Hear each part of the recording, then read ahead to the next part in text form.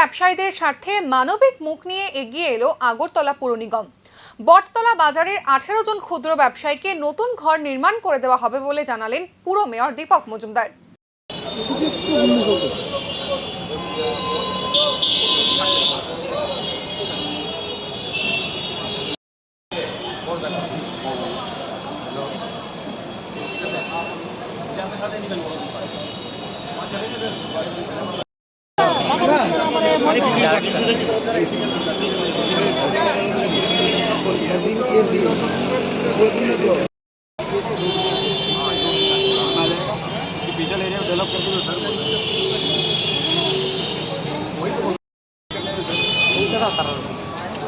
जैसे इन लोग का ये यहाँ तक अगर रहता है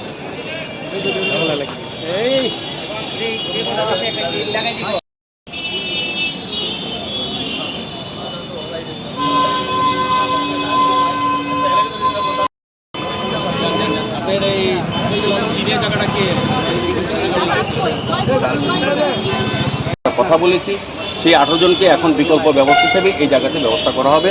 আস্তে আস্তে কাজ হবে, নির্বাচনের পরে তারা হয়তো ঘর পেয়ে যাবেন। আমরাই তৈরি করে দেবো একটা মাপ দিয়ে, নির্দিষ্ট মাপ থাকবে।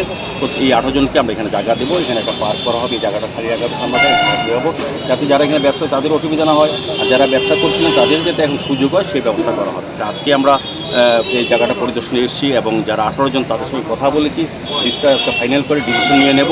আস্তে আস্তে ইলেকশনের পর তাদেরকে বসানোর ব্যবস্থা করা হবে।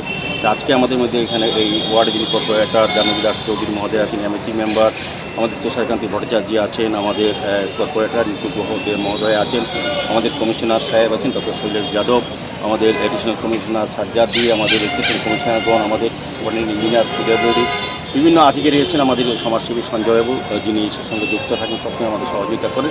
সার্বিকভাবে আমাদের পুরো মিউনিসিপ্যাল কর্পোরেশনের উচ্চপদস্থ একটা টিম এসছে, তাদেরকে